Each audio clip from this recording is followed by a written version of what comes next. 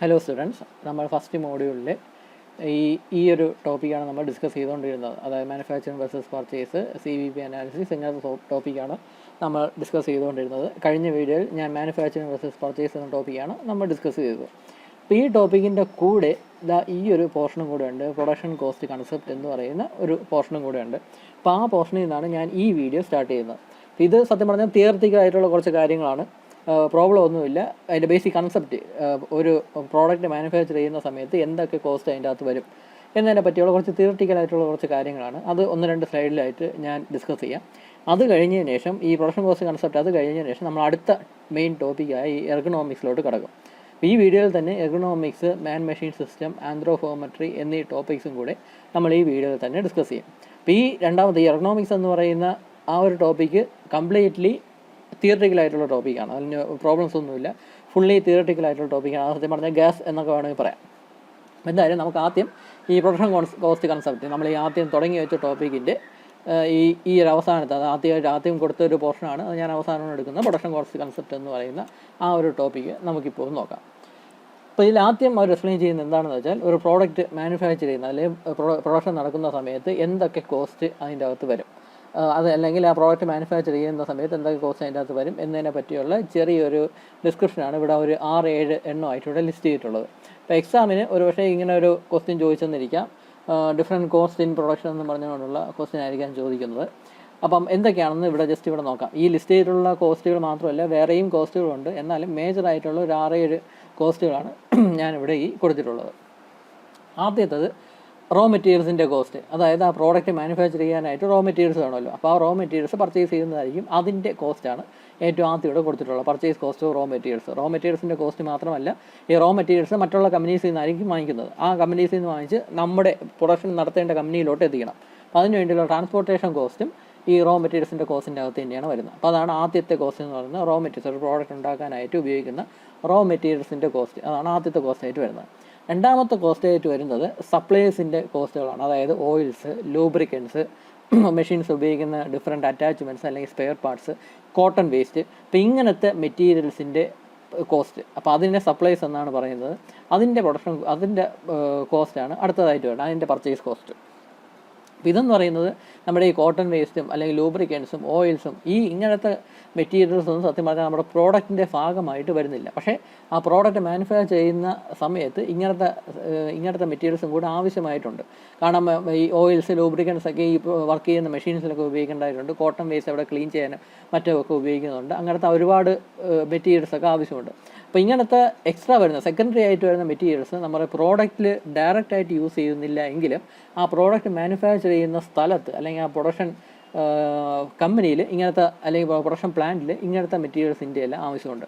അപ്പോൾ ഇതിൻ്റെ കോസ്റ്റും നമ്മൾ കൺസിഡർ ചെയ്യണം. ഒരു പ്രൊഡക്ഷൻ്റെ കോസ്റ്റായിട്ട് വരുമ്പം ഇതിൻ്റെ ലൂബ്രിക്കൻസിൻ്റെയും കോട്ടൺ വേസ്റ്റിൻ്റെയും ഉപയോഗിച്ച ഓയിൽസിൻ്റെയും ഒക്കെ അതിൻ്റെ കോസ്റ്റും ഇതിൻ്റെ നമ്മുടെ പ്രൊഡക്ഷൻ കോസ്റ്റിൻ്റെ അകത്ത് തന്നെയാണ് വരുന്നത്. അപ്പോൾ ഈ റോ മെറ്റീരിയൽസിൻ്റെ കോസ്റ്റായിട്ട് കമ്പയർ ചെയ്യുമ്പോൾ ഈ സപ്ലൈസിൻ്റെ കോസ്റ്റ് എന്ന് പറഞ്ഞാൽ വളരെ കുറവായിരിക്കും. പക്ഷേ ആ കോസ്റ്റും കൺസിഡർ ചെയ്യണം എന്നാണ് പറയുന്നത്. അപ്പോൾ ഈ സത്യം പറഞ്ഞാൽ ഈ കൊടുത്തിരുന്ന ലിസ്റ്റ് ചെയ്തിട്ടുള്ള എല്ലാ കോസ്റ്റും കൂടെ കൺസിഡർ ചെയ്താണ് ഒരു പ്രോഡക്റ്റിൻ്റെ സെല്ലിംഗ് പ്രൈസ് എല്ലാം ഡിസൈഡ് ചെയ്യുന്നത്. അപ്പോൾ ഈ കോസ്റ്റ് എല്ലാം വരും, ഒരു പ്രോഡക്റ്റിൻ്റെ പ്രൊഡക്ഷൻ കോസ്റ്റ് എന്ന നിലയ്ക്ക് ഈ കോസ്റ്റ് എല്ലാം വരും. അതിനെ ബേസ് ചെയ്താണ് പ്രോഡക്റ്റിൻ്റെ പ്രോഫിറ്റും കൂടെ ചേർത്ത് സെല്ലിംഗ് പ്രൈസ് എല്ലാം വരുന്നത്. അപ്പോൾ ഈ കോസ്റ്റ് എല്ലാം കൺസിഡർ ചെയ്തായിരിക്കും കമ്പനി അവരുടെ സെല്ലിംഗ് പ്രൈസ് എല്ലാം ഡിസൈഡ് ചെയ്യുന്നത്.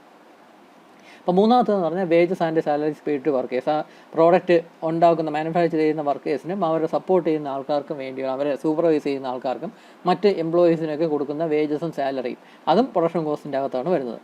പിന്നെ cost of wastage, spoilage, rework, rejections. നിങ്ങൾക്ക് അറിയാമല്ലോ, ഒരു പ്രോഡക്റ്റ് വർക്ക് ചെയ്യുന്ന സമയത്ത് ഒരുപാട് വേസ്റ്റേജ് ഒക്കെ വരുന്നത്, ഒരുപാട് സ്ക്രാപ്പ് ഒക്കെ വരാം, ചിലവൊക്കെ റീവർക്ക് ചെയ്യേണ്ടതായിട്ട് വരും. അപ്പോൾ അതിന് വേണ്ടിയുള്ള കോസ്റ്റ്, ചില പ്രോഡക്റ്റ്സ് ഒക്കെ ക്വാളിറ്റി കുറഞ്ഞതുകൊണ്ടോ അല്ലെങ്കിൽ എന്തെങ്കിലും മിസ്റ്റേക്ക് ഒക്കെ വന്നതുകൊണ്ടോ റിജക്റ്റ് ചെയ്യേണ്ടി വരും. അപ്പോൾ അതിൻ്റെ എല്ലാം കോസ്റ്റ്, അതെല്ലാം വേസ്റ്റ് ആയിട്ട് പോകുന്നതാണ്. അപ്പോൾ അത് പിന്നെ യൂസ് ചെയ്യാനൊക്കത്തില്ല. പക്ഷേ അതിൻ്റെയും കോസ്റ്റ് നമ്മൾ ഇതിൻ്റെ പ്രൊഡക്ഷൻ കോസ്റ്റ് ആയിട്ട് തന്നെ വരുന്നതാണ്.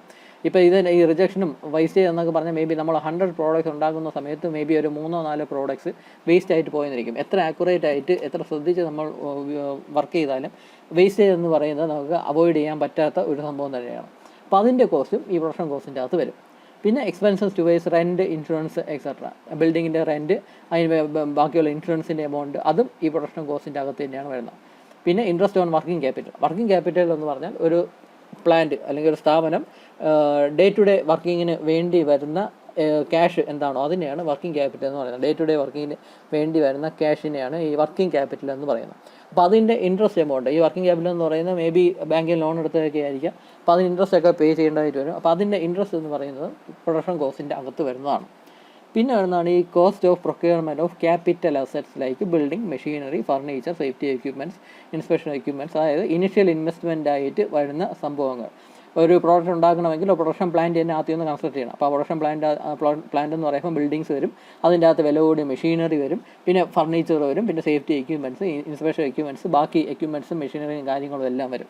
ഇതെല്ലാം ഇനീഷ്യൽ ഇൻവെസ്റ്റ്മെൻറ്റ് പോലെ വരുന്നതാണ്. അപ്പോൾ ഇനീഷ്യൽ ഇൻവെസ്റ്റ്മെൻറ്റിൻ്റെ ഒരു പാർട്ടും ആ പ്രൊഡക്ഷൻ കോസ്റ്റിൻ്റെ ഭാഗമായിട്ട് വരേണ്ടതാണ്. അപ്പോൾ അതാണ് ഈ cost of procurement of capital assets എന്ന് പറഞ്ഞുകൊണ്ട് ഇത്രയും സംഭവങ്ങൾ ലിസ്റ്റ് ചെയ്ത്. ഇത് മാത്രമല്ല ഇനിയും വേറെയും സംഭവങ്ങളെല്ലാം കാണും ഇനിഷ്യൽ ഇൻവെസ്റ്റ്മെൻറ്റ് ആയിട്ട് വരുന്നത്. അപ്പോൾ ഇനിഷ്യൽ ഇൻവെസ്റ്റ്മെൻറ്റ് ആയിട്ട് വരുന്ന കമ്പോണൻസിൻ്റെ ക്യാഷും കൂടെ അതിൻ്റെ എമൗണ്ടും കൂടെ കൺസിഡർ ചെയ്തിട്ടായിരിക്കും ഒരു പ്രോഡക്റ്റിൻ്റെ സെല്ലിംഗ് പ്രൈസ് എല്ലാം ഡിസൈഡ് ചെയ്യുന്നത്. അപ്പോൾ ഇതൊക്കെയാണ് കോസ്റ്റ് ഓഫ് പ്രൊഡക്ഷൻ എന്നും പറഞ്ഞുകൊണ്ട് ഇവിടെ ലിസ്റ്റ് ചെയ്തിട്ടുള്ള different types of production cost എന്ന് പറയുന്നത്. ഇത് മേ ബി ഒരു 4 or 5 മാർക്സിൻ്റെ ക്വസ്റ്റ്യനായിട്ടൊക്കെ എക്സാമിന് ചോദിക്കാം. അടുത്തതാണ് ഈ ക്ലാസിഫിക്കേഷൻ ഓഫ് കോസ്റ്റ് എന്ന് പറഞ്ഞത്. ഈ കോസ്റ്റിനെ പല രീതിയിൽ നമുക്ക് ക്ലാസിഫൈ ചെയ്യാനൊക്കും. അതിൽ ഒരു ക്ലാസിഫിക്കേഷനാണ് ഈ 3 എണ്ണമായിട്ട് ഞാനിവിടെ ലിസ്റ്റ് ചെയ്തിട്ടുള്ളത്. ഡിഫറെൻറ്റ് ടൈപ്സ് ഓഫ് ക്ലാസിഫിക്കേഷൻ ഉണ്ട്. നമ്മൾ ഈ കണ്ട പ്രൊഡക്ഷൻ കോസ്റ്റുകളുടെയുള്ള ബേസിക് ആയിട്ടുള്ള ക്ലാസിഫിക്കേഷനാണ് ഇവിടെ കൊടുത്തിട്ടുള്ളത്. ഈ ക്ലാസിഫിക്കേഷൻ എന്ന് പറഞ്ഞാൽ പല ടൈപ്പിൽ നമുക്ക് ക്ലാസിഫൈ ചെയ്യാം. അതിലൊരു ടൈപ്പ് ഓഫ് ക്ലാസിഫിക്കേഷനാണ് ഞാൻ ഇവിടെ ഇപ്പോൾ ഈ കൊടുത്തിട്ടുള്ളത്. ഇത് നമ്മുടെ ഈ കോസ്റ്റിനെ 3 ക്ലാസിഫൈ ചെയ്തിട്ടുണ്ട്. Direct material cost, direct labour cost, പിന്നെ പ്രൊഡക്ഷൻ ഓവർഹെഡ്. ഈ പ്രൊഡക്ഷൻ ഓവർഹെഡ് എന്ന് പറഞ്ഞാൽ അതിൻ്റെ അകത്ത് ഇൻഡയറക്റ്റ് മെറ്റീരിയൽ കോസ്റ്റും ഇൻഡയറക്റ്റ് ലേബർ കോസ്റ്റ്, ഇത് രണ്ടുമാണ് മെയിനായിട്ട് വരുന്നത്. ഇത് മാത്രമല്ല വേറെയും കമ്പൗണ്ട്സ് ഉണ്ട്, എന്നാലും ഇത് രണ്ടും മെയിനായിട്ട് വരുന്നതാണ് ഈ പ്രൊഡക്ഷൻ ഓവർഹെഡ് എന്ന് പറയുന്നത്. അങ്ങനെ 3 ക്ലാസിഫിക്കേഷനാണ് കോസ്റ്റിന് പറഞ്ഞിട്ടുള്ളത്. ഈ ഡയറക്റ്റ് മെറ്റീരിയൽ കോസ്റ്റ് എന്ന് പറഞ്ഞാൽ ഒരു പ്രോഡക്റ്റ് മാനുഫാക്ചർ ചെയ്യാനെടുക്കുന്ന റോ മെറ്റീരിയൽസിൻ്റെ കോസ്റ്റ്, അതാണ് ഡയറക്റ്റ് മെറ്റീരിയൽ കോസ്റ്റ് എന്ന് പറഞ്ഞാൽ. ഈ ഡയറക്റ്റ് മെറ്റീരിയൽ കോസ്റ്റ് എന്ന് പറയാൻ കാര്യം നമ്മൾ ആ പ്രോഡക്റ്റ് ഉണ്ടാക്കാനായിട്ട് ഉപയോഗിച്ച റോ മെറ്റീരിയലാണ്. അതായത് നമ്മൾ പ്രോഡക്റ്റ് കാണുമ്പോൾ നമുക്ക് ആ മെറ്റീരിയൽ നമുക്ക് കാണാനൊക്കും, അല്ലെങ്കിൽ ഫിസിക്കലി ടച്ച് ചെയ്ത് നമുക്ക് ഫീൽ ചെയ്യാനൊക്കും, ടച്ച് ചെയ്ത് കാണാൻ പറ്റുന്ന ആ മെറ്റീരിയലിനെ, അതിനെയാണ് ഡയറക്റ്റ് മെറ്റീരിയൽ കോസ്റ്റ് എന്ന് പറയുന്നത്. അതേസമയം ഇൻഡയറക്റ്റ് മെറ്റീരിയൽ കോസ്റ്റ് എന്ന് പറഞ്ഞാൽ നമ്മൾ കഴിഞ്ഞ സ്ലൈഡിൽ ഇവിടെ ഈ ഓയിൽസ്, ലൂബ്രിക്കൻസ്, കോട്ടൺ വേസ്റ്റ്, ഇങ്ങനത്തെ സംഭവങ്ങളെല്ലാം പഠിച്ചു. ഇതും മെറ്റീരിയൽസ് തന്നെയാണ്, പ്രൊഡക്ഷന് വേണ്ടി ആവശ്യമുള്ള മെറ്റീരിയൽസ് തന്നെയാണ്. പക്ഷേ ഇതൊന്നും നമ്മുടെ പ്രോഡക്റ്റിൻ്റെ ഭാഗമായിട്ട് വരുന്ന മെറ്റീരിയൽസ് അല്ല. പക്ഷേ ഇത് സെക്കൻഡറി ആയിട്ട് വരുന്ന മെറ്റീരിയൽസ് ആണ്. ഇങ്ങനത്തെ സംഭവങ്ങളെല്ലാം ഉണ്ടെങ്കിൽ അവിടെ പ്രൊഡക്ഷൻ നടക്കത്തുള്ളൂ. അങ്ങനെ പ്രോഡക്റ്റിൻ്റെ ഭാഗമല്ലാതെ വരുന്ന മെറ്റീരിയൽസിനെയാണ് ഈ ഇൻഡയറക്റ്റ് മെറ്റീരിയൽസ് എന്ന് പറയുന്നത്. ഡയറക്റ്റ് മെറ്റീരിയൽസ് എന്ന് പറഞ്ഞാൽ പ്രോഡക്റ്റിൻ്റെ ഭാഗമായിട്ട് വരുന്ന റോ മെറ്റീരിയൽസിൻ്റെ കോസ്റ്റ്, അത് ഡയറക്റ്റ് മെറ്റീരിയൽ കോസ്റ്റ് വരും. അതുപോലെ തന്നെ ഡയറക്റ്റ് ലേബർ കോസ്റ്റ് ഉണ്ട്. ഡയറക്റ്റ് ലേബർ കോസ്റ്റ് എന്ന് പറഞ്ഞാൽ പ്രോഡക്റ്റ് പ്രൊഡ്യൂസ് ചെയ്യാനായിട്ട് അല്ലെങ്കിൽ മാനുഫാക്ചർ ചെയ്യാനായിട്ട് വർക്ക് ചെയ്യുന്ന വർക്കേഴ്സിന് കൊടുക്കുന്ന ലേബർ, അതിൻ്റെ സാലറി, വേജസ്, അതിനെയാണ് ഡയറക്റ്റ് ലേബർ കോസ്റ്റ് എന്ന് പറയുന്നത്. ആ പ്രോഡക്റ്റ് നിർമ്മിക്കാനായിട്ട് മാനുഫാക്ചർ ചെയ്യാനായിട്ട് നിൽക്കുന്ന വർക്കേഴ്സിന് കൊടുക്കുന്ന സാലറി, അതിനെയാണ് ഡയറക്റ്റ് ലേബർ കോസ്റ്റ് എന്ന് പറയുന്നത്. അതേസമയം ഒരു കമ്പനിയിൽ തന്നെ ഡയറക്റ്റ് ലേബേഴ്സിനെ പോലെ തന്നെ ഇൻഡയറക്റ്റ് ലേബേഴ്സും വരും. ഈ ഇൻഡയറക്റ്റ് ലേബേഴ്സ് എന്ന് പറഞ്ഞാൽ ആ കമ്പനിയിലെ ഓഫീസ് സ്റ്റാഫ് ഇൻഡയറക്റ്റ് ലേബേഴ്സാണ്. കാരണം ഓഫീസ് സ്റ്റാഫ് പ്രോഡക്റ്റ് മാനുഫാക്ചർ ചെയ്യാനായിട്ട് നിൽക്കുന്നില്ല, അവർ ഓഫീസിലെ കാര്യങ്ങളാണല്ലോ നോക്കുന്നത്. അപ്പോൾ പ്രോഡക്റ്റ് മാനുഫാക്ചർ ചെയ്യാനായിട്ട് നിൽക്കുന്നില്ല, പക്ഷേ ഈ ഓഫീസിലെ സ്റ്റാഫുകൾ ഉണ്ടെങ്കിൽ മാത്രമേ ഈ പ്രൊഡക്ഷൻ ആക്ച്വലി നടക്കത്തുള്ളൂ. അതുപോലെ തന്നെ സെക്യൂരിറ്റി പേഴ്സണൽസ് കാണും, ക്ലീനിങ് സ്റ്റാഫ് കാണും, ഈവൻ ചായ കൊണ്ടുകൊടുക്കാൻ കൂടുന്ന ആൾക്കാർ കാണും. അല്ലെങ്കിൽ മെറ്റീരിയൽസ് ഒരു റൂമിൽ നിന്ന് മറ്റേ റൂമിലോട്ട് റോ മെറ്റീരിയൽസോ അല്ലെങ്കിൽ മെഷീനറിയോ അല്ലെങ്കിൽ ടൂൾസോ ഒക്കെ എത്തിക്കുന്ന ആൾക്കാർ കാണും. അല്ലെങ്കിൽ അവിടെ ക്രെയിനൊക്കെ കാണും, ഈ റോ മെറ്റീരിയൽസ് മൂവ് ചെയ്യാൻ അല്ലെങ്കിൽ വർക്ക് ചെയ്തുകൊണ്ടിരിക്കുന്ന കമ്പോണൻസ് പീഡ്സുകളൊക്കെ മൂവ് ചെയ്യാനായിട്ട് ക്രെയിനൊക്കെ കാണാം. അപ്പോൾ ക്രെയിനിൻ്റെ ഓപ്പറേറ്റർ എന്ന് പറയുന്നത് ഒരു ഇൻഡയറക്റ്റ് ലേബറാണ്. ഇപ്പോൾ എന്തെങ്കിലും ട്രക്കോ അതിൻ്റെ അകത്ത് ട്രക്കോ ഒക്കെ ഉപയോഗിക്കുന്നുവെങ്കിൽ പാർട്സിനെ അല്ലെങ്കിൽ ഇതിനെ ഒരു പോയിന്റിൽ നിന്ന് മറ്റൊരു പോയിന്റിലേക്ക് മൂവ് ചെയ്യാനായിട്ട്, അല്ലെങ്കിൽ ഒരു മെഷീനിൽ നിന്ന് മറ്റൊരു മെഷീനിലേക്ക് റോ മെറ്റീരിയൽസ് മൂവ് ചെയ്യാനായിട്ട് ട്രക്കൊക്കെ ഉപയോഗിക്കുന്നെങ്കിൽ ട്രക്കിൻ്റെ ഡ്രൈവർ എന്നൊക്കെ പറയുന്ന ഇൻഡയറക്റ്റ് ലേബറാണ്. അപ്പോൾ അവരൊന്ന് ഡയറക്റ്റ് ആ പ്രോഡക്റ്റ് ഉണ്ടാക്കാനായിട്ട് അവർ നിൽക്കുന്നില്ല, പക്ഷേ അവരും കൂടെ ഉണ്ടെങ്കിൽ മാത്രമേ ഈ പ്രോഡക്റ്റ് അവിടെ പ്രൊഡക്ഷൻ നടക്കത്തുള്ളൂ. അപ്പോൾ അങ്ങനത്തെ ലേബേഴ്സിനാണ് ഇൻഡയറക്റ്റ് ലേബേഴ്സ് എന്ന് പറയുന്നത്. അപ്പോൾ ഇൻഡയറക്റ്റ് ലേബേഴ്സ് ഉണ്ട്, ഡയറക്റ്റ് ലേബേഴ്സ് ഉണ്ട്. ഡയറക്റ്റ് ലേബേഴ്സ് എന്ന് പറഞ്ഞാൽ നേരിട്ട് പ്രോഡക്റ്റ് ഉണ്ടാക്കാനായിട്ട് നിൽക്കുന്ന ലേബേഴ്സിനാണ് ഡയറക്റ്റ് ലേബേഴ്സ് എന്ന് പറയുന്നത്. അവർക്ക് കൊടുക്കുന്ന സാലറിയെ ഡയറക്റ്റ് ലേബർ കോസ്റ്റ് എന്ന് പറയും. അതേസമയം ഇൻഡയറക്റ്റ് മെറ്റീരിയൽസിൻ്റെ കോസ്റ്റും ഇൻഡയറക്റ്റ് ലേബറിൻ്റെ കോസ്റ്റും അത് രണ്ടും കൂടെ കമ്പൈൻ ചെയ്താണ് ഈ പ്രൊഡക്ഷൻ ഓവർഹെഡ് എന്ന് പറയുന്ന സംഭവമായിട്ട് മാറുന്നത്. ഈ പ്രൊഡക്ഷൻ ഓവർഹെഡിൻ്റെ അകത്ത് ഇത് രണ്ടും മാത്രമല്ല വേറെയും ഒരുപാട് കോസ്റ്റുകളെല്ലാം വരും. എന്നാലും മെയിനായിട്ട് indirect material cost, indirect labour കോസ്റ്റാണ് വരുന്നത്. അപ്പോൾ അതിനെയാണ് പ്രൊഡക്ഷൻ ഓവർഹെഡ് എന്ന് പറയുന്നത്. അങ്ങനെ 3 ക്ലാസിഫിക്കേഷനാണ് ഈ കോസ്റ്റിനുള്ളത്. ഇത് മേ ബി 2 or 3 മാർക്സിന് ചിലപ്പോൾ എക്സാമിന് ചോദിക്കാൻ ഡിഫറെൻറ്റ് ക്ലാസിഫിക്കേഷൻ ഓഫ് കോസ്റ്റ് എന്ന് പറഞ്ഞുകൊണ്ട്. പിന്നെ ഒരു ടൈപ്പ് ഓഫ് ക്ലാസിഫിക്കേഷൻ ഉണ്ട് കോസ്റ്റിൻ്റെ, അത് ഞാനിവിടെ എക്സ്പ്ലെയിൻ ചെയ്യുന്നില്ല. ഫിക്സഡ് കോസ്റ്റ്, വേരിയബിൾ കോസ്റ്റ് എന്ന് പറയുന്ന ഒരു ക്ലാസിഫിക്കേഷനും കൂടെ ഈ കോസ്റ്റുകൾക്കുണ്ട്. അത് നിങ്ങൾക്ക് അറിയാവുന്നതുകൊണ്ട് ഞാനിവിടെ എക്സ്പ്ലെയിൻ ചെയ്യുന്നില്ല, ടെക്സ്റ്റ് ബുക്കിൽ കൊടുത്തിട്ടുണ്ട്. അത് വേറൊരു ടൈപ്പ് ഓഫ് ക്ലാസിഫിക്കേഷനാണ്, ഫിക്സഡ് കോസ്റ്റ്, വേരിയബിൾ കോസ്റ്റ് എന്നൊക്കെ പറയുന്ന കോസ്റ്റ് എന്നുള്ളത്. ഇനി അടുത്തത്, അപ്പോൾ നമ്മൾ ഈ പ്രൊഡക്ഷൻ കോസ്റ്റ് കൺസെപ്റ്റ് എന്ന് പറഞ്ഞുകൊണ്ടുള്ള ഈ ഒരു മെയിൻ ടോപ്പിക്ക് തന്നെ ഇവിടെ തീർന്നിട്ടുണ്ട്. അതിലെ ടോപ്പിക്കുള്ള എല്ലാ പോർഷൻസ് നമ്മളെടുത്തു. ഇനി അടുത്ത ടോപ്പിക്കായ എർഗണോമിക്സ് എന്ന് പറയുന്ന ടോപ്പിക്കിലോട്ട് നമുക്ക് കിടക്കാം. എർഗണോമിക്സ് കഴിഞ്ഞിട്ടായിരിക്കും നമ്മൾ പ്രൊഡക്ടിവിറ്റി നോക്കുന്നത്. അപ്പോൾ എർഗണോമിക്സിൻ്റെ ആദ്യത്തെ എർഗണോമിക്സ്, മാൻ മെഷീൻ സിസ്റ്റംസ്, ആന്ത്രോപോമെട്രി, ഈ 3 ടോപ്പിക്കാണ് നമ്മൾ ഈ വീഡിയോയിൽ ഇനി ഡിസ്കസ് ചെയ്യാനായിട്ട് പോകുന്നത്. ആദ്യം എർഗണോമിക്സ് എന്താണെന്ന് നോക്കാം. എർഗണോമിക്സ് എന്ന് പറഞ്ഞാൽ നമ്മൾ ഒരു വർക്കർ ഉപയോഗിക്കുന്ന ടൂള്, അല്ലെങ്കിൽ ആ വർക്കർ ഉപയോഗിക്കുന്ന മെഷീൻ, അല്ലെങ്കിൽ ആ വർക്കർ നിൽക്കുന്ന ആ വർക്ക് പ്ലേസ്, ഇതെല്ലാം വർക്കറിന് കൺവീനിയൻ്റ് ആയിട്ടുള്ള, വർക്കറിന് കംഫോർട്ട് കൊടുക്കുന്ന രീതിയിലായിരിക്കണം ഡിസൈൻ ചെയ്യേണ്ടത്.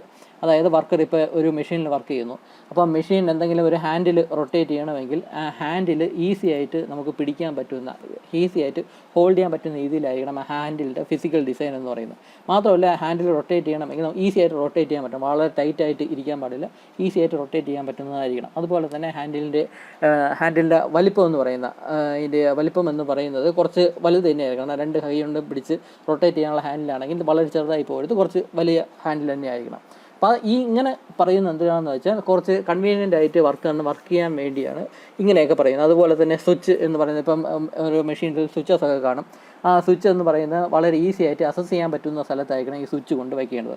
അല്ലാതെ എത്താത്ത സ്ഥലത്തൊന്നും സ്വിച്ച് കൊണ്ട് വയ്ക്കാൻ പാടില്ല. നമുക്ക് കാണാൻ പറ്റുന്ന രീതിയിൽ പെട്ടെന്ന് പ്രസ് ചെയ്യാൻ പറ്റുന്ന ഒരു പൊസിഷനിലായിരിക്കണം ഈ സ്വിച്ചസ് എല്ലാം കൊണ്ടുവയ്ക്കേണ്ടത്. അതുപോലെ തന്നെ ഇപ്പോൾ ടൂൾസ്, ഇപ്പോൾ ഡിഫറെൻറ്റ് ടൈപ്പ് ഹാൻഡ് ടൂൾസൊക്കെ ഉണ്ട്, നമ്മൾ കയ്യിൽ പിടിക്കേണ്ട ടൂൾസ് എല്ലാം ഉണ്ട്. ഇപ്പോൾ നമ്മൾ കയ്യിലൊക്കെ പിടിക്കേണ്ട ടൂൾസ് ആണെങ്കിൽ ആ പിടിക്കേണ്ട ഭാഗം എന്ന് പറയുന്നത് എന്തെങ്കിലും ഒരു ഗ്രിപ്പ് അവിടെ ഉണ്ടായിരിക്കും, ഈസി ആയിട്ട് നമുക്ക് ഹോൾഡ് ചെയ്യാനായിട്ട് ഗ്രിപ്പ് കാണും. ആ ഗ്രിപ്പ് എന്ന് പറയുന്ന ആ ഭാഗത്തിൻ്റെ ഷേപ്പ് എന്ന് പറയുന്നത് നമുക്ക് കയ്യിൽ ഒന്ന് കുറച്ച് ഇങ്ങനെ റൗണ്ട് ഷേപ്പിലൊക്കെ വരാം. അതായത് നമ്മുടെ കയ്യിൽ ഇങ്ങനെ ഈസി ആയിട്ട് പിടിക്കാൻ പറ്റുന്ന ആ ഒരു ഷേപ്പിലേക്ക് ആയിരിക്കാം, അല്ലെങ്കിൽ കയ്യിലെ ഫിംഗേഴ്സ് ഇങ്ങനെ ചേർന്ന് വരുന്നത്, ഇങ്ങനെ അറ്റാച്ച് ചെയ്തിരിക്കുന്ന രീതിയിലൊക്കെ ആയിരിക്കാം അതിൻ്റെ ഗ്രിപ്പ് അല്ലെങ്കിൽ ഹാൻഡിൽ എന്നൊക്കെ പറയുന്നത്. അപ്പോൾ ഇതെല്ലാം ഉപയോഗിക്കുന്നത് എന്തിനാണെന്ന് വെച്ചാൽ, ഇങ്ങനെയെല്ലാം കൊടുക്കുന്നത് എന്താണെന്ന് വെച്ചാൽ വർക്കറിന് ഈസി ആയിട്ട്, കൺവീനിയൻ്റ് ആയിട്ട്, അല്ലെങ്കിൽ കംഫോർട്ടബിൾ ആയിട്ട് വർക്ക് ചെയ്യാൻ വേണ്ടിയാണ് ഇതെല്ലാം കൊടുക്കുന്നത്.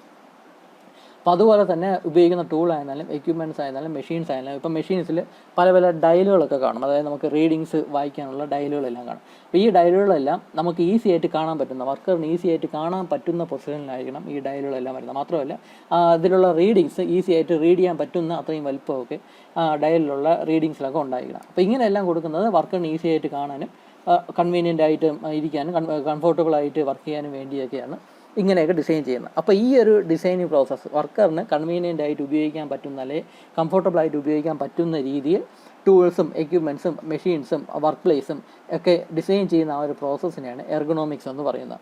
ഇപ്പോൾ ഒരു വർക്കർ വർക്ക് ചെയ്യുന്നത് നിന്നുകൊണ്ടാണ് വർക്ക് ചെയ്യുന്നതെന്ന് കരുതുക. ഒരു ഡെസ്ക് അവിടെ അല്ലെങ്കിൽ ടേബിൾ വെച്ചിട്ടുണ്ട്. ആ ടേബിളിൻ്റെ പുറത്ത് എന്തെങ്കിലും മെഷീൻ കാണും.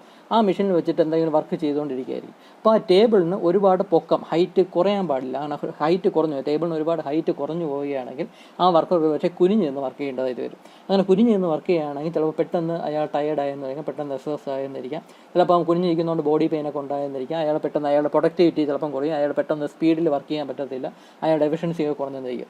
അതേപോലെ തന്നെ ഒരു വർക്കർ നിൽക്കുന്ന ആ ടേബിൾ ഉപയോഗിച്ചുകൊണ്ടിരിക്കുന്ന ആ ടേബിളിൻ്റെ ഹൈറ്റ് ഒരുപാട് കൂടുതലാണെങ്കിലും അയാൾ കൺവീനിയൻ്റ് ആയിരിക്കത്തില്ല, കംഫോർട്ടബിൾ ആയിരിക്കില്ല. ടേബിളിൻ്റെ ഹൈറ്റ് കൂടിപ്പോയാലും ചിലപ്പം പെട്ടെന്ന് ടയേർഡായെന്നിരിക്കാം, പെട്ടെന്ന് ടയേർഡാവാം, അയാളുടെ സ്പീഡ് കുറഞ്ഞെന്നിരിക്കാം, അപ്പം അയാളുടെ എഫിഷ്യൻസി കുറയാം, പ്രൊഡക്ടിവിറ്റി കുറയാം, മാത്രമല്ല പെട്ടെന്ന് എക്സോസ്റ്റ് ആവാനുള്ള സാധ്യതയുണ്ട്.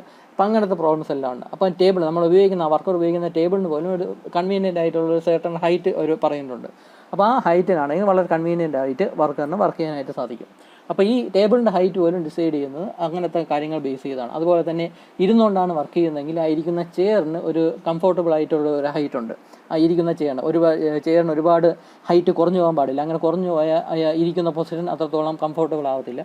അതേസമയം ചെയറിൻ്റെ ഹൈറ്റ് കൂടുതലാണ് എങ്കിലും കംഫോർട്ടബിൾ ആയിട്ട് ഇരിക്കാൻ പറ്റത്തില്ല. അപ്പോൾ കൺവീനിയൻ്റ് ആയിട്ട് ഇരുന്നാൽ മാത്രമേ അയാൾക്ക് പെട്ടെന്ന് വർക്ക് ചെയ്യാനായിട്ട് സാധിക്കത്തുള്ളൂ. അപ്പോൾ ഇങ്ങനത്തെ കാര്യങ്ങളെല്ലാം പ്രോപ്പറായിട്ട് ഡിസൈൻ ചെയ്യണം. ഇങ്ങനത്തെ ചെയർസ് ആയിരുന്നാലും ടേബിൾസ് ആയിരുന്നാലും ഉപയോഗിക്കുന്ന മെഷീൻസ് ആയിരുന്നാലും ടൂൾസ് ആയിരുന്നാലും വർക്കറിന് കംഫോർട്ടബിൾ ആവുന്ന രീതിയിൽ, ആക്സിഡൻസ് ഒന്നും ഉണ്ടാവാത്ത രീതിയിൽ, പെട്ടെന്ന് ടയേർഡ് ആവാത്ത രീതിയിൽ ആയിരിക്കണം അത് ഡിസൈൻ ചെയ്യേണ്ടത്. ആ ഒരു ഡിസൈൻ ചെയ്യുന്ന ആ ഒരു പ്രോസസ്സിനെ, അല്ലെങ്കിൽ ആ ഒരു ഡിസൈനിങ് ആ സയൻസിനെയാണ് ഈ എർഗണോമിക്സ് എന്നുകൊണ്ട് ഉദ്ദേശിക്കുന്നത്. അപ്പോൾ ഈ പ്രോസസ്സ് ഉപയോഗിക്കുന്നത് എന്തിനാണെന്ന് വെച്ചാൽ വർക്കറിൻ്റെ കൺവീനിയൻസിന് വേണ്ടി ആണ്. അപ്പോൾ എന്നാൽ മാത്രമേ കാര്യമായിട്ട് അയാൾക്ക് സ്പീഡിൽ ടയർഡൊന്നും ആവാതെ വർക്ക് ചെയ്യാനായിട്ട് സാധിക്കത്തുള്ളൂ. അപ്പോൾ ഇങ്ങനെ ഡിസൈൻ ചെയ്യുന്ന വർക്ക് പ്ലേസിനെയും ടൂൾസിനെയും എക്യുപ്മെൻറ്റ്സിനെയും മെഷീൻസിനെയും ഒക്കെ ഇങ്ങനെ ഡിസൈൻ ചെയ്യുന്ന വർക്കറിൻ്റെ കൺവീനിയൻസിന് അല്ലെങ്കിൽ വർക്കറിന് പെട്ടെന്ന് ഉപയോഗിക്കാൻ പറ്റുന്ന രീതിയിലൊക്കെ ഡിസൈൻ ചെയ്യുന്ന അതിൻ്റെ ഷേപ്പ്, സൈസ്, വെയിറ്റ് എല്ലാം ഈസിയായി ഡിസൈൻ ചെയ്യുന്ന ആ ഒരു പ്രോസസ്സിനെയാണ് എർഗണോമിക്സ് എന്നുകൊണ്ട് ഉദ്ദേശിക്കുന്നത്. അത് ഒരു ടോപ്പിക്ക്. ഈ എർഗണോമിക്സ് മേ ബി 4 or 5 മാർക്സിൻ്റെ ഷോർട്ട് നോട്ട്സ് ആയിട്ടൊക്കെ എർഗണോമിക്സ് ചോദിക്കാം. അപ്പോൾ ഈ എർഗണോമിക്സിൻ്റെ അകത്ത് വരുന്ന ഒരു ടോപ്പിക്കാണ് ഈ മാൻ മെഷീൻ സിസ്റ്റം എന്നുകൊണ്ട് ഉദ്ദേശിക്കുന്ന ഒരു സംഭവം. മാൻ മെഷീൻ സിസ്റ്റം എന്നുകൊണ്ട് ഉദ്ദേശിക്കുന്നത് എന്താണെന്ന് വെച്ചാൽ വർക്കറും വർക്ക് ചെയ്യുന്ന മെഷീനും തമ്മിലുള്ള ഇൻട്രാക്ഷൻ, വർക്കറും വർക്ക് ചെയ്യുന്ന മെഷീനും തമ്മിലുള്ള ഇൻട്രാക്ഷൻ ബേസ് ചെയ്ത് നമുക്ക് അതിനെ ഒരു സിസ്റ്റമായിട്ട് കൺസിഡർ ചെയ്യാം. അതിനെയാണ് ഈ മാൻ മെഷീൻ സിസ്റ്റം എന്ന് പറയുന്നത്. വർക്കർ പക്ഷേ ഒരേ സമയം തന്നെ ഒന്നിൽ കൂടുതൽ മെഷീൻസ് ചിലപ്പോൾ ഓപ്പറേറ്റ് ചെയ്യുന്നുണ്ടായിരിക്കാം, അല്ലെങ്കിൽ ഒരുപാട് വർക്കേഴ്സ് ചേർന്നായിരിക്കും ഒരു മെഷീൻ ഓപ്പറേറ്റ് ചെയ്യുന്നത്. അപ്പോൾ അതെല്ലാം മാൻ മെഷീൻ സിസ്റ്റം എന്ന രീതിയിൽ തന്നെയായിരിക്കും പറയുന്നത്. അതായത് വർക്കറും ആ മെഷീനും തമ്മിലുള്ള ഇൻട്രാക്ഷൻ അതിനെ ചേർത്ത് വയ്ക്കുമ്പോൾ ഈ രണ്ട് എൻറ്റിറ്റീസും കൂടി ചേർന്ന് വരുമ്പോൾ അതിനൊരു സിസ്റ്റമായിട്ട് വരും. അപ്പോൾ combination of 1 or more human beings and 1 or more machines interacting to bring about from given input some decide output. അതായത് മാനും മെഷീനും തമ്മിലുള്ള, അതായത് വർക്കറും മെഷീനും തമ്മിലുള്ള ഇൻട്രാക്ഷനിൽ വരുന്ന ആ ഒരു പ്രോസസ്സ്, അതിനെയാണ് മാൻ മെഷീൻ സിസ്റ്റം എന്ന് പറയുന്നത്. അപ്പോൾ ഈ മാൻ മെഷീൻ സിസ്റ്റം എന്ന് പറയുന്ന സംഭവം ഒരു ക്ലോസ്ഡ് ലൂപ്പ് സിസ്റ്റം എന്നാണ് പറയപ്പെടുന്നത്. ക്ലോസ്ഡ് ലൂപ്പ് സിസ്റ്റം എന്ന് പറയാൻ കാര്യം, നമുക്കൊരു എക്സാമ്പിൾ എടുക്കാം. മാൻ മെഷീൻ സിസ്റ്റത്തിന് ഒരു എക്സാമ്പിൾ എടുക്കാം. ലെയ്ത്ത് എന്ന് പറയുന്ന മെഷീൻ, നിങ്ങൾ basic mechanical engineer first year basic mechanical എഞ്ചിനീയറിംഗിൽ അവസാനത്തെ മോഡ്യൂളിൽ നിങ്ങൾ ലെയ്ത്ത് എന്ന് പറയുന്ന എക്യുപ്മെൻറ്റിനെ പറ്റി പഠിച്ചു കാണും. വർക്ക്ഷോപ്പിൽ ഒരു പക്ഷേ നിങ്ങൾ കണ്ടു കാണും, എനിക്കറിയത്തില്ല കണ്ടോ ഇല്ലയോ എന്ന്. അപ്പോൾ എന്തായാലും ലെയ്ത്ത് എന്ന് പറയുന്ന ഒരു മെഷീനുണ്ട്. അപ്പോൾ ഒരു വർക്കർ ഒരു ലെയ്ത്ത് നിന്ന് ഒറ്റയ്ക്കായിരിക്കും അയാൾ വർക്ക് ചെയ്യുന്നത്. ഒരു വർക്കർ കാണാം, അയാൾ വർക്ക് ചെയ്യാനായിട്ട് ഒരു ലെയ്ത്തും കൊടുത്തിരിക്കും. അപ്പം ആ വർക്കർ ഒരു ഹാൻഡ് വീൽ കാണും. ആ ഹാൻഡ് വീൽ റൊട്ടേറ്റ് ചെയ്തായിരിക്കും ആ ടൂളിൻ്റെ പൊസിഷനെല്ലാം ലെയ്ത്തിൽ മാറ്റുന്നത്, ലെയ്ത്തിൽ മൂവ് ചെയ്യുന്നത്. അപ്പം ഹാൻഡിൽ റൊട്ടേറ്റ് ചെയ്യുന്നതനുസരിച്ച് ടൂൾ മൂവ് ചെയ്യുന്നത് ആ വർക്കറിന് കാണാനൊക്കെ. അപ്പോൾ ടൂൾ മൂവ് ചെയ്യുന്നത് മനസ്സിലാക്കി ആ വർക്കർ പിന്നെയും ഹാൻഡിൽ റൊട്ടേറ്റ് ചെയ്യും. ചിലപ്പോൾ ആ ഹാൻഡിൽ കുറച്ചും കൂടെ സ്പീഡിൽ റൊട്ടേറ്റ് ചെയ്യുക, ചിലപ്പോൾ ഹാൻഡിൽ ലെഫ്റ്റിലോട്ടായിരിക്കും റൊട്ടേറ്റ് ചെയ്യുന്നത്, ചിലപ്പോൾ ഹാൻഡിൽ റൈറ്റിലോട്ടായിരിക്കും റൊട്ടേറ്റ് ചെയ്യുന്നത്, ചിലപ്പോൾ ഹാൻഡിൽ റൊട്ടേറ്റ് ചെയ്തില്ല എന്നൊക്കെ വരും. അപ്പം ആദ്യം ഇൻപുട്ട് കൊടുക്കുക, ഈ വർക്കർ മെഷീൻ ഇൻപുട്ട് കൊടുക്കുക എന്ന് പറഞ്ഞാൽ അവിടെ നടക്കുന്ന എന്താണെന്ന് വെച്ചാൽ ആ വർക്കർ ഹാൻഡിൽ പിടിച്ച് റൊട്ടേറ്റ് ചെയ്യുന്നു. അതാണ് ഇൻപുട്ട് കൊടുക്കുക എന്ന് പറഞ്ഞ മീനിങ്. അപ്പോൾ ഇൻപുട്ട് കൊടുക്കുന്നതനുസരിച്ച് ലെയ്ത്ത് അല്ലെങ്കിൽ ആ മെഷീൻ റെസ്പോണ്ട് ചെയ്യണം. ആ റെസ്പോണ്ട് ചെയ്യുന്നതാണ് ഈ ടൂൾ മൂവ് ചെയ്യുന്നു എന്ന് പറയുന്നത്. അപ്പം നമ്മൾ വർക്കർ എന്തെങ്കിലും ഇൻപുട്ട് കൊടുക്കുമ്പോൾ അതിനനുസരിച്ച് മെഷീൻ റെസ്പോണ്ട് ചെയ്യണം.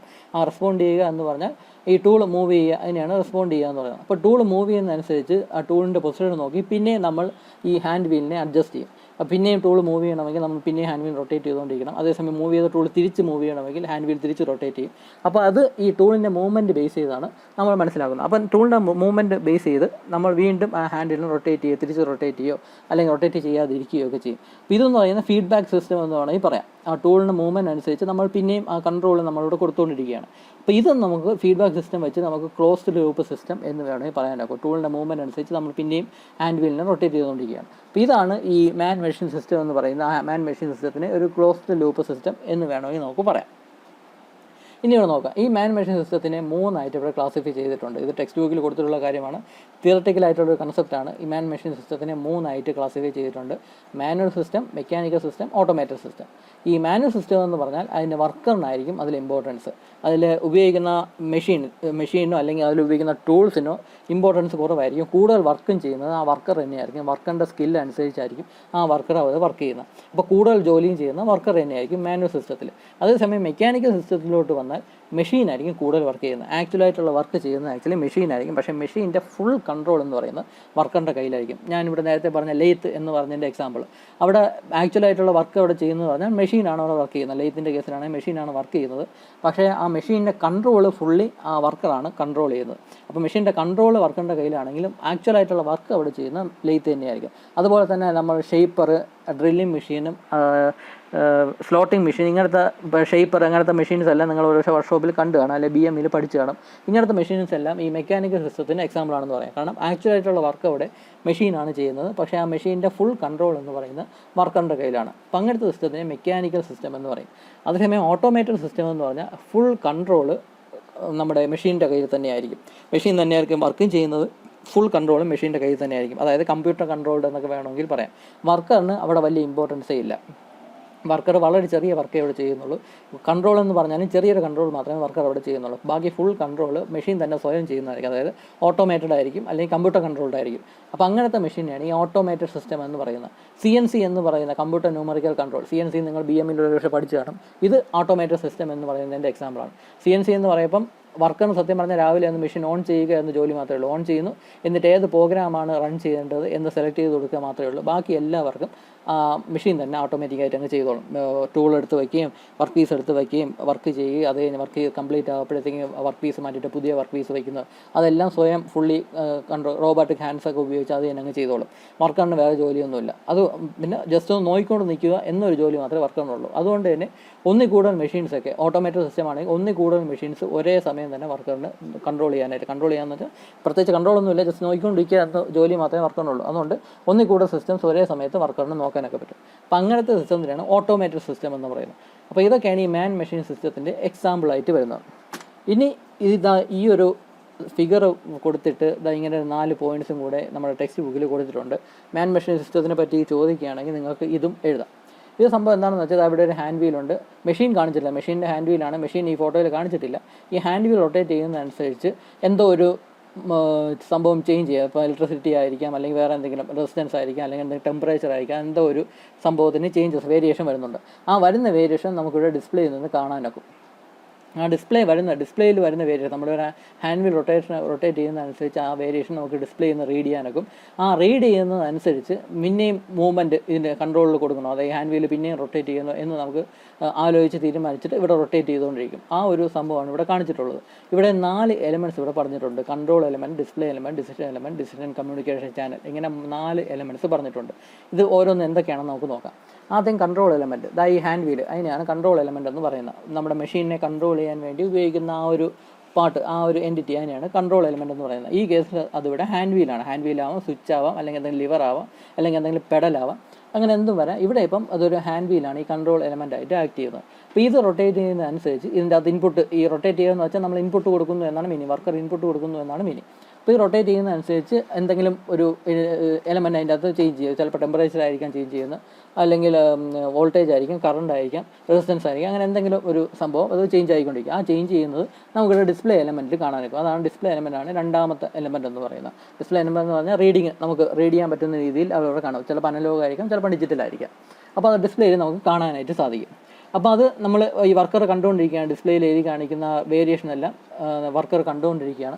അപ്പോൾ കണ്ടുകൊണ്ടിരിക്കുന്നതനുസരിച്ച് അയാൾ ബ്രെയിൻ ഉപയോഗിച്ച് അതിനെ പ്രോസസ്സ് ചെയ്യും. ആ വേരിയേഷൻ ഡാറ്റ, ആ കണ്ടുകൊണ്ടിരിക്കുന്ന ഡാറ്റയെ പ്രോസസ്സ് ചെയ്തിട്ട് പിന്നെയും ഈ കൺട്രോൾ എലമെൻറ്റ്, ഈ ഹാൻഡ് വീൽ റൊട്ടേറ്റ് ചെയ്യണോ വേണ്ടയോ എന്നൊക്കെ ബ്രെയിൻ ആയിരിക്കും തീരുമാനിക്കുന്നത്. ഹാൻഡ് വീൽ റൈറ്റിലോട്ട് റൊട്ടേറ്റ് ചെയ്യണോ, ലെഫ്റ്റിലോട്ട് റൊട്ടേറ്റ് ചെയ്യണോ, റൊട്ടേറ്റ് ചെയ്യാതിരിക്കണോ, എത്ര സ്പീഡ് റൊട്ടേറ്റ് ചെയ്യണം, ഇങ്ങനത്തെ കാര്യങ്ങളെല്ലാം ഡിസൈഡ് ചെയ്യുന്നത് ഈ ഒരു ഡിസ്പ്ലേ നോക്കിയിട്ട് ആ വർക്കറിൻ്റെ ബ്രെയിൻ ആയിരിക്കും. ആ ബ്രെയിനെയാണ് ഈ ഡിസിഷൻ എലമെൻറ്റ് എന്ന സംഭവം കൊണ്ട് ഉദ്ദേശിക്കുന്നത്. ആ ഡിസിഷൻ എലമെൻറ്റാണ് ഡിസൈഡ് ചെയ്യുന്നത് ഇനിയും കൺട്രോൾ കൊടുക്കണോ, ഇനിയും ഇൻപുട്ട് കൊടുക്കണോ വേണ്ടയോ എന്നൊക്കെ ഡിസൈഡ് ചെയ്യുന്ന ഈ ഡിസിഷൻ എലമെൻറ്റാണ്, അതായത് ബ്രെയിനാണ്. അപ്പോൾ ഈ ബ്രെയിൻ ആ ഡാറ്റ പ്രോസസ്സ് ചെയ്തിട്ട് ഒരു ഡിസിഷൻ എടുക്കും, ഇനി റൊട്ടേറ്റ് ചെയ്യണോ അല്ലെങ്കിൽ റൊട്ടേറ്റ് ചെയ്യേണ്ടേ എന്നുള്ള ഡിസിഷൻ എടുത്തിട്ട് ആ ഒരു ഇൻഫോർമേഷൻ നമ്മുടെ നെർവസ് സിസ്റ്റം വഴി കൺട്രോൾ എലമെൻറ്റിലോട്ട് പോകും. നെർവസ് സിസ്റ്റം വഴിയായിരിക്കും ബ്രെയിനിലുള്ള ഡാറ്റ നമ്മളെ ഹാൻഡ് വഴി ഈ കൺട്രോൾ എലമെൻറ്റിലോട്ട് പോകുന്നത്. ഇനി മൂവ് ചെയ്യണമെങ്കിൽ ബ്രെയിൻ അതിനുള്ള സിഗ്നൽസ് ഈ നെർവസ് സിസ്റ്റം വഴി നമ്മളെ ഹാൻഡിലോട്ട് കൊടുക്കും. ആ ഹാൻഡ് ഇവിടെ റൊട്ടേറ്റ് ചെയ്യും. അപ്പോൾ ഈ ഒരു നെർവ് സിസ്റ്റം, ഈ ഡിസിഷൻ എലമെൻറ്റ്, ആ ഡിസിഷൻ നമ്മുടെ ഈ ഹാൻഡിലോട്ട് ട്രാൻസ്ഫർ ചെയ്യുന്ന ആ നെർവ് സിസ്റ്റം, അതിനാണ് ഈ ഡിസിഷൻ കമ്മ്യൂണിക്കേഷൻ ചാനൽ എന്ന് പറയുന്നത്. ആ ഒരു സംഭവത്തിനാണ് ഡിസിഷൻ കമ്മ്യൂണിക്കേഷൻ ചാനൽ എന്ന് പറയുന്നത്. അപ്പോൾ ഈ ഒരു 4 കാര്യങ്ങൾ ചെയ്യുന്നതാണ് ഈ മാൻ മെഷീൻ സിസ്റ്റം എന്നൊക്കെ വേണമെങ്കിൽ നമുക്ക് പറയാനൊക്കെ. ഇത് തിയററ്റിക്കലായിട്ടൊരു കൺസെപ്റ്റ് മാത്രമാണ്. മാൻ മെഷീൻ സിസ്റ്റത്തിനെ പറ്റിയുള്ള നോട്ട്സ് ചോദിക്കുകയാണെങ്കിൽ, ഒരു 6-7 മാർക്സിനൊക്കെ ചോദിക്കുകയാണെങ്കിൽ റഫായിട്ടുള്ള ഫിഗർ വരച്ച് നിങ്ങൾക്ക് ഈ സംഭവങ്ങളെല്ലാം എക്സ്പ്ലെയിൻ ചെയ്യാം. ഇത് ഞാനിവിടെ ലിസ്റ്റ് ചെയ്തിട്ടേ ഉള്ളൂ. ഇതിനെപ്പറ്റി ഡീറ്റെയിൽഡ് ആയിട്ടുള്ള കാര്യങ്ങളെല്ലാം നിങ്ങൾക്ക് അതിൽ ടെക്സ്റ്റിൽ കൊടുത്തിട്ടുണ്ട്, വായിച്ച് നോക്കാം. അപ്പോൾ ഇതാണ് മാൻ മെഷീൻ സിസ്റ്റം എന്ന് പറയുന്നത്. ഇനി അടുത്ത ഈ ഒരു ടോപ്പിക്കും കൂടെ നമുക്ക് ഈ വീഡിയോയിൽ നോക്കാം. ആന്ത്രോപോമെട്രി എന്ന് പറയുന്ന ടോപ്പിക്ക്. അത് വളരെ വലിയൊരു ടോപ്പിക്കാണെന്നൊക്കെ പറയാം. നമുക്ക് അതിൻ്റെ വളരെ ബേസിക് ആയിട്ടുള്ള കൺസെപ്റ്റ് മാത്രം നമ്മൾ പഠിച്ചാൽ മതി. ആന്ത്രോപോമെട്രി എന്താണെന്ന് വെച്ചാൽ നമ്മുടെ ഹ്യൂമൻ ബോഡിയുടെ മെഷർമെൻറ്റ്സിനെ പറ്റിയുള്ള സ്റ്റഡിയാണ് ഈ ആന്ത്രോപോമെട്രി എന്ന് പറയുന്നത്. നമ്മുടെ ഹാൻഡ്സിൻ്റെ മെഷർമെൻറ്റ് എത്ര, ലെങ്ത് എത്ര, അതുപോലെ ലെഗ്സിൻ്റെ ലെങ്ത് എത്രയാണ്, നമ്മൾ ഇരിക്കുന്ന സമയത്ത് കൺവീനിയൻ്റ് ആയിട്ടുള്ള കറക്റ്റായിട്ടുള്ള ഹൈറ്റ് എത്രയാണ്, ടേബിൾ നമ്മൾ ഇന്ന് വർക്ക് ചെയ്യുന്ന സമയത്ത് നമ്മൾ ഹാൻഡ് ഈസി ആയിട്ട് അസസ് ചെയ്യാൻ പറ്റുന്ന ഏരിയ എത്രയാണ്. അപ്പോൾ ഇങ്ങനത്തെ മെഷർമെൻറ്റും മറ്റു കാര്യങ്ങൾ ഇതിൻ്റെ റഫായിട്ടുള്ളൊരു ഫിഗറാണ് ദൈവം കൊടുത്തിട്ടുള്ളത് തന്നെ. നമ്മുടെ ഐയുടെ ആംഗിൾ വരെ ഇതിൻ്റെ അകത്ത് വരുന്നുണ്ട്, ഈ ഇതിൻ്റെ ആന്ത്രോപോമെട്രി എന്ന സ്റ്റഡിക്കകത്ത് വരുന്നുണ്ട്. അപ്പോൾ ഇങ്ങനത്തെ കുറേ നമ്മുടെ ഹ്യൂമൻ ബോഡിയുടെ മെഷർമെൻറ്റ്സിനെ പറ്റിയുള്ള സ്റ്റഡിയാണ് ഈ ആന്ത്രോഫോമെട്രി എന്ന് പറയുന്നത്. അപ്പോൾ ഇതിൽ നിന്നുള്ള മെഷർമെൻറ്റ് ബേസ് ആയിട്ട് എടുത്തിട്ടാണ് നമ്മുടെ എർഗണോമിക്സ് എന്ന് പറയുന്ന ടോപ്പിക്സ് പല പല ടൂൾസിൻ്റെയും മെഷീൻസിൻ്റെയും ഒക്കെ ഡിസൈനിങ് വേണ്ടിയുള്ള ഡാറ്റ എർഗണോമിക്സ് യൂസ് ചെയ്യുന്ന ഈ ആന്ത്രോഫോമെട്രി എന്നാണ്. Anthropometry is the study of the human body and its movements, especially in the terms of measurements. Anthropometry involves the systematic measurement of the physical properties of the human body. അതായത് height, weight, shape, ആം length ഇങ്ങനത്തെ മെഷർമെൻറ്റിനെ പറ്റിയുള്ള സ്റ്റഡിയാണ് ഈ ആന്ത്രോഫോമെട്രി എന്ന് പറയുന്നത്. ഇതിൽ നിന്നുള്ള data base ചെയ്താണ് നമ്മുടെ tools, machines, equipments, work place, അതിൻ്റെ ഡിസൈനിങ് എല്ലാം എർഗണോമിക്സ് എന്ന സയൻസ് ഉപയോഗിച്ച് ഇതിൽ നിന്നുള്ള ഡാറ്റ ആന്ത്രോഫോമെട്രി എന്നുള്ള ഡാറ്റ ബേസ് ചെയ്താണ് ഇതെല്ലാം ഡിസൈൻ ചെയ്യുന്നത്. Ergonomics involves incorporating these anthropometric data in designing products and environment to improve user experience. Anthropometric data helps designers to design their products. അപ്പോൾ എക്കണോമിക്സ് ബേസ് ചെയ്ത് ഡിസൈൻ ചെയ്യണമെന്ന് പറഞ്ഞു, വർക്കറിന് കൺവീനിയൻ്റ് ആയിട്ടുള്ള രീതിയിൽ എക്യുപ്മെൻറ്റ്സും ടൂൾസും മെഷീനറിയൊക്കെ ഡിസൈൻ ചെയ്യണമെന്ന് പറഞ്ഞു. അപ്പോൾ അങ്ങനെ ഡിസൈൻ ചെയ്യാനുള്ള ബേസ് എക്കണോമിക്സിന് ഈ ഡിസൈൻ ചെയ്യാനുള്ള ബേസ് ഈ ഡാറ്റ കളക്ട് ചെയ്യുന്നത് ഈ ആന്ത്രോഫോമെട്രിക് ഡാറ്റയിൽ നിന്നാണ് അവർ ഈ എക്കണോമിക്സ് ഈ ഡാറ്റ എല്ലാം എടുക്കുന്നത്. അപ്പോൾ ഇതാണ് ആന്ത്രോഫോമെട്രി എന്ന് പറയുന്നത്. ഇത് മേ ബി ഒരു 3-4 മാർക്സിൻ്റെ ഷോർട്ട് ക്വസ്റ്റ്യൻ ആയിട്ട് അല്ലെങ്കിൽ ഷോർട്ട് ആൻസർ ക്വസ്റ്റ്യൻ ആയിട്ട് എക്സാമിന് ചോദിക്കാം എന്താണ് ആന്ത്രോഫോമെട്രി എന്നൊക്കെ പറഞ്ഞുകൊണ്ട്. ഡീറ്റെയിൽ ആയിട്ട് 10 മാർക്സിന് ക്വസ്റ്റ്യൻ ചോദിക്കാനായിട്ടൊന്നുമില്ല, എന്നാൽ 3 or 4 മാർക്സിന് ഷോർട്ട് നോട്ട്സ് ആയിട്ട് ആന്ത്രോഫോമെട്രി എന്താണ് എന്ന് ഒരുപക്ഷെ ചോദിക്കാം. അപ്പോൾ ഇത്രയാണ് നമുക്ക് ഈ വീഡിയോയിൽ പഠിക്കാനുള്ളത്. ബാക്കി ടോപ്പിക്സ് നമുക്ക് അടുത്ത വീഡിയോയിൽ ഡിസ്കസ് ചെയ്യാം.